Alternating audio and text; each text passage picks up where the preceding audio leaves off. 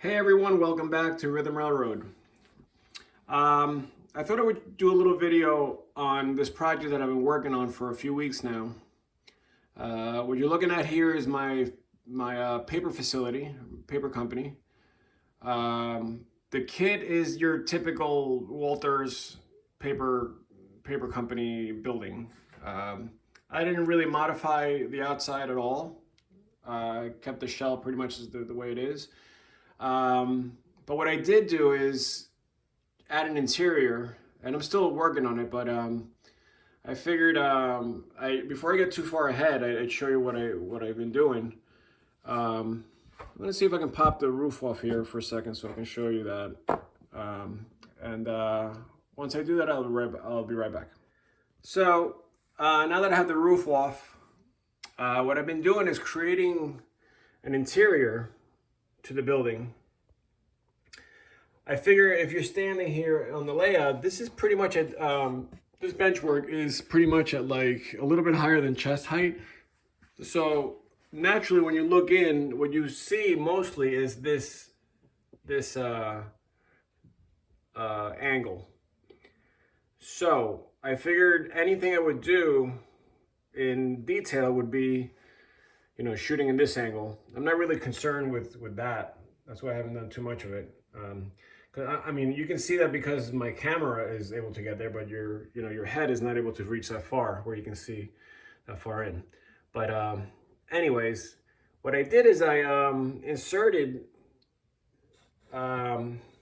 flooring, and the flooring I made out of, believe it or not, there's this siding that's like it's like vinyl, but it's almost like styrene that you get at Home Depot. Which we used for our laundry room. Since it's like a plastic material, we put it on the walls. And, this way, if you get it wet or whatever, we have a dog sink in there that sometimes when we're washing our dogs, it sprays a little bit. So we figured, having some kind of plastic would keep the water from, going to sheetrock or whatever, wood, or rotting anything out there. So anyways, the point is, that material is that thick and is pretty much the height that I need for the box cars to, accept the loads, where the door of the box car is at the same level as the concrete there. It's a little lower than I would have liked it, but I don't really care. You can't really tell. I mean, it would have been perfect if it was like perfectly flush here, but like I said, you can't really tell. Whether you're looking through the camera or you're looking, here in person. So I went with that. But it's nice because it's styrene. So, I like working with styrene. It just, things are easier to glue, and it's just like, you don't see any grain from like wood, or it doesn't warp, things like that are annoying about working with other material. So that's why I went with it. It also has a little bit of weight to it, so it holds the building down nicely. So it's not like, if you bump the building, it's going to go flying or anything like that. But as you can see, once I got all the weathering done, I did like a wash around the building. Did a little rusty type thing over here on these window vents. Did some concrete paint around the edge. The only thing is that I had the building I had the building on its side, so when I did the wash here, it kind of left the streak here. So I gotta buff that out somehow, or just add more weathering so I can kind of mask it. Either that, or I'm gonna put like a sign here, so you can't really tell. But anyways, not too worried about that. The inside though, I'm really happy with. It's coming along nicely. I'll start from the front and kind of work my way backwards here.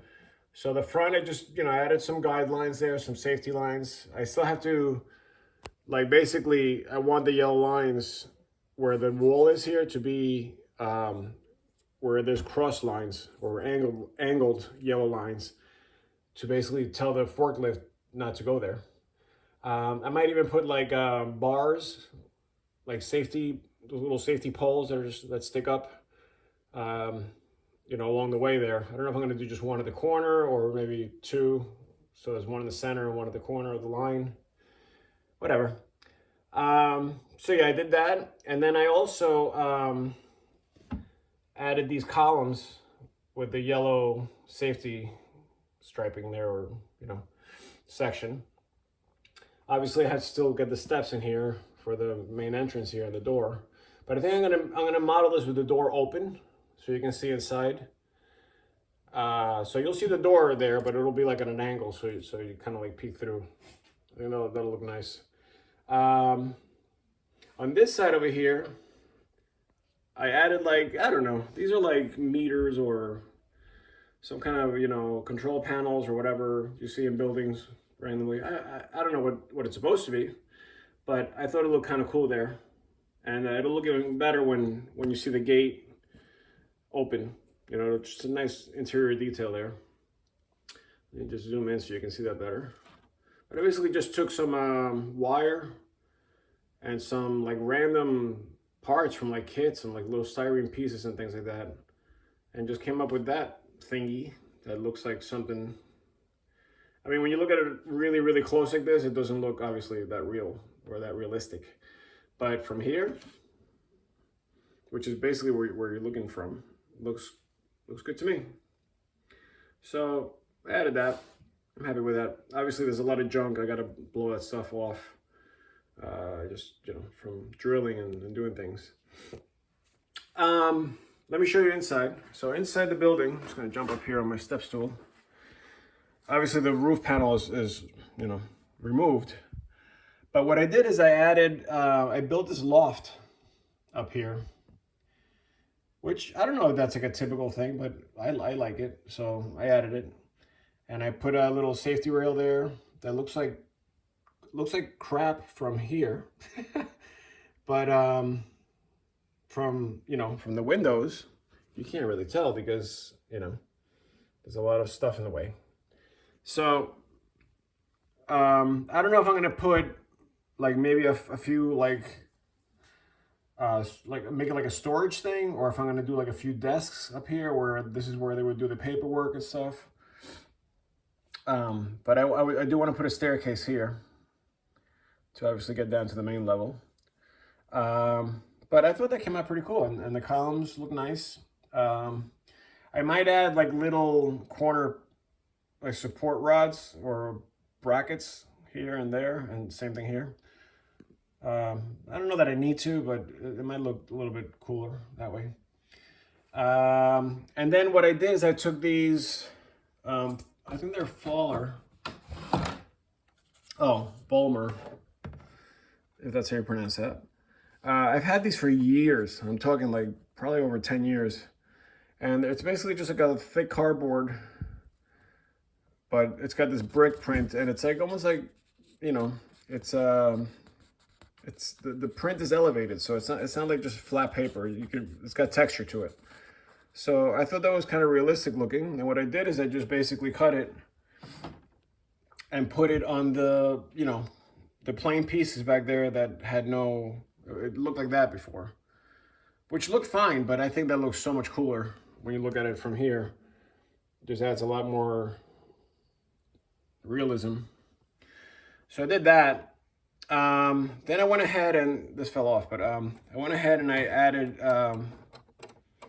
this like cross beam thing, support type thing, which I know it's usually, there's a lot of them and they're a lot closer together, but again, I'm just trying to get a feel for what an interior of a factory might look like. And again, the window, like what you're really gonna see when you're here at the layout is just that.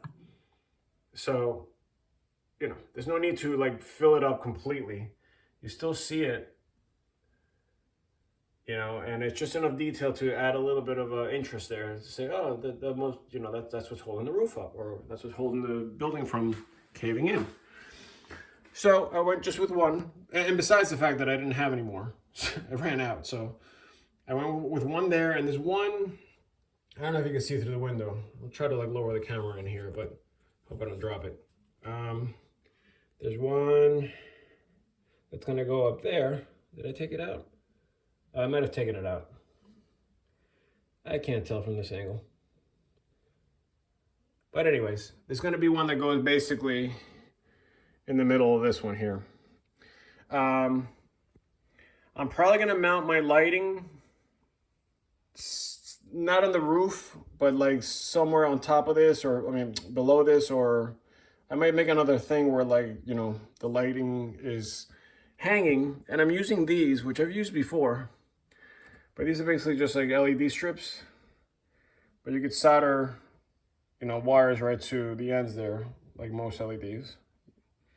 And then what I'm going to do is I'm basically going to somehow mount them like that. But the reason why I don't want to put them on the roof, on like this black plastic here, is because I did that on my last layout. And what happens is when you want to take the roof part off, you're taking the lights and the wires with you. So by putting it here, and I might even make it where like it doesn't need to be glued to the walls. It could just kind of sit there. So this way you can remove it without causing too much problem within, you know, the wiring and stuff. But I would like to have access to this. If I want to take the roof off, I should be able to just look inside and not affect the lighting and have to resituate all the wires and all that stuff. That was one of my approaches. The other approach I had was to make contact points where, like, if I do put it on the roof, once you put the roof down, there would be like a little piece of metal on the wall with the wires, like maybe in a corner somewhere, and then another contact point on the back of this thing, you know, with the light bar obviously connected to that, so that when you put it down, that's where you get the power from. In fact, now that I think about it, I might just go with that. I just hope it's not like, it's not, I just want it to be reliable. I don't want it to like work sometimes and not other times, and, you know, obviously.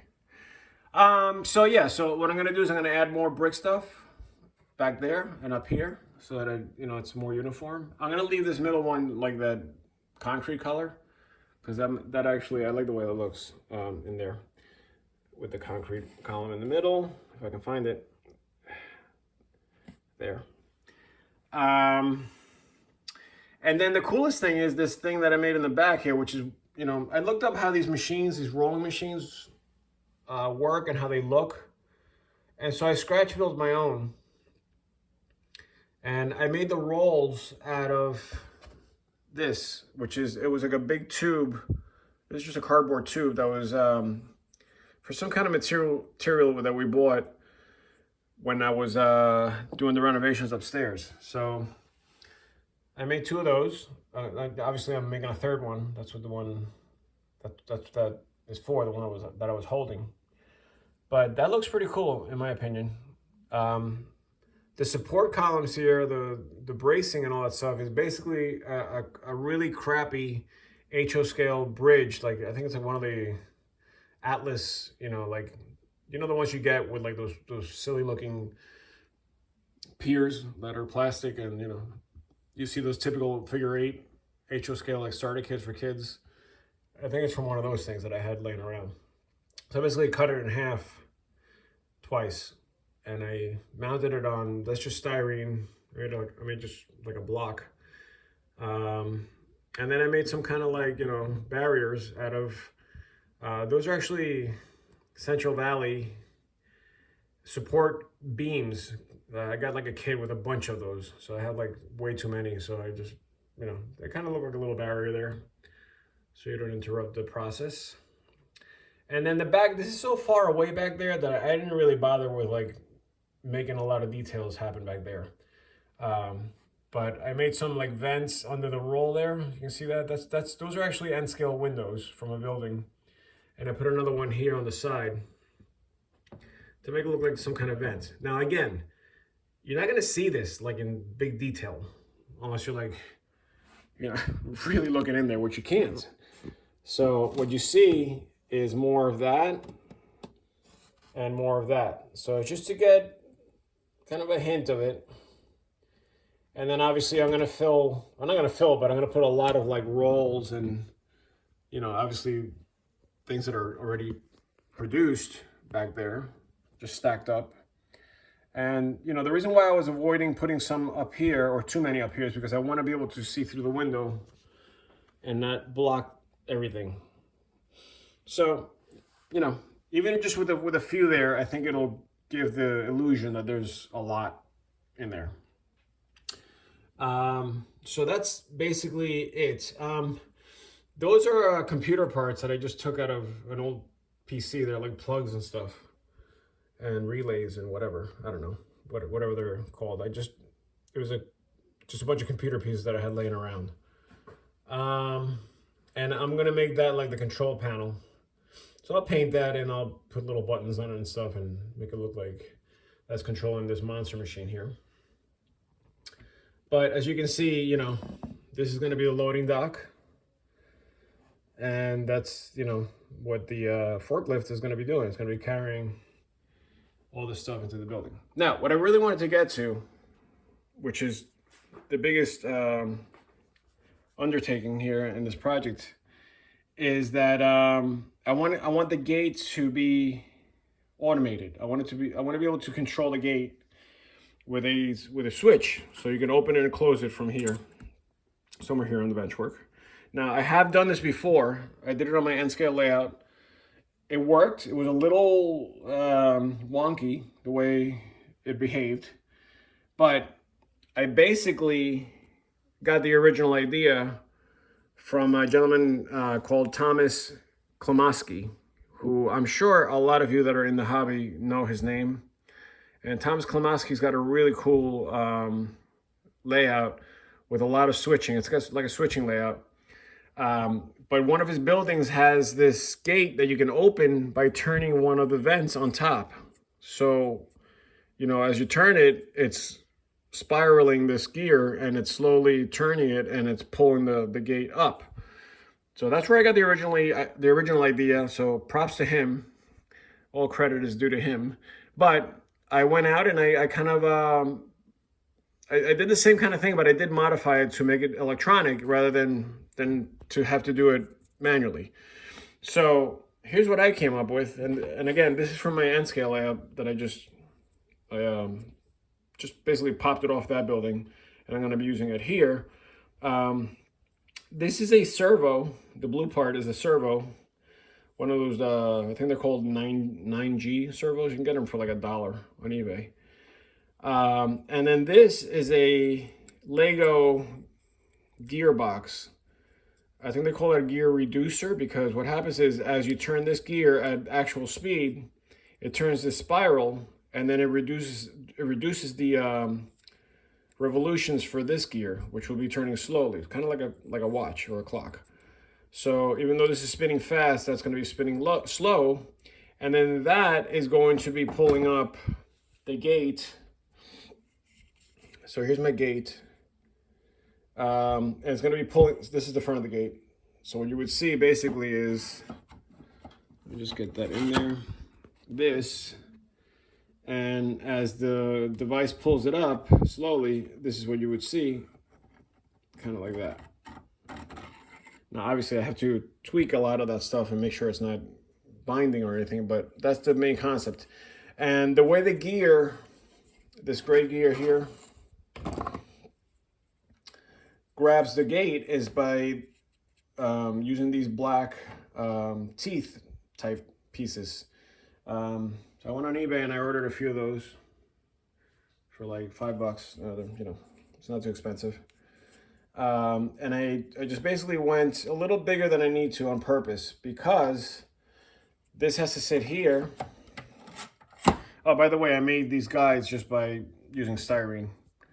I put one there and one on the other side, obviously. So it's got something to grab onto so it doesn't just fall back, you know. So that's basically the channel that it's using to move up and down.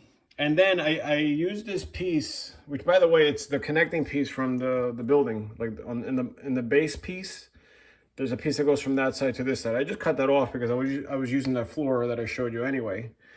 So I did that for two reasons. The first reason is to stiffen the actual gate, because, you know, styrene bends a little bit, like especially when it's thin. So I didn't want this thing to start bending on me. So this plastic is much harder and it's very straight. So I used it to stiffen the styrene, but also it's got like a little bit of a lip on it here. So that helped me align these pieces perfectly. I just basically pushed them up against that lip here, and that gave me a perfect straight edge.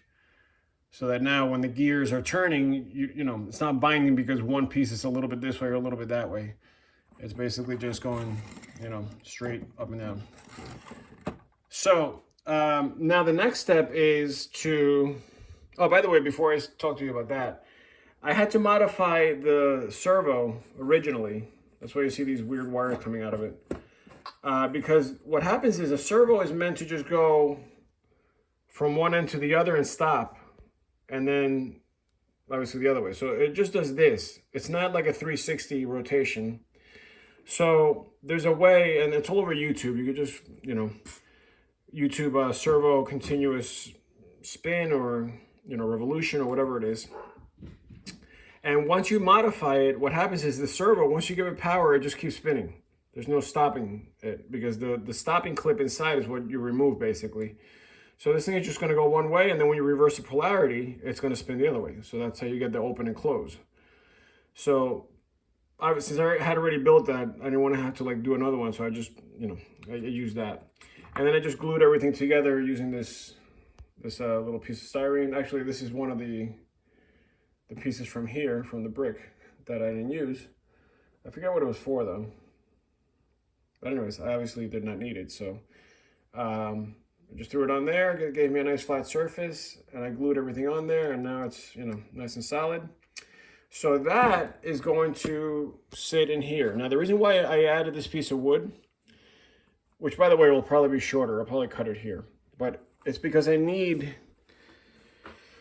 the gear to land in the center of the, sorry about all the shakiness here, but I need the gear to land in the center of the door. And the reason I want it in the center of the door, as you can see here, is because I tried doing it from the side of the door, and what happens then is that it pushes the door as it's lifting it. It kind of does this to the door, so then it starts to bind a lot. So by putting it in the center, there's you know, whatever wiggle it's going to do, it's going to eventually cancel itself out because it's in the center.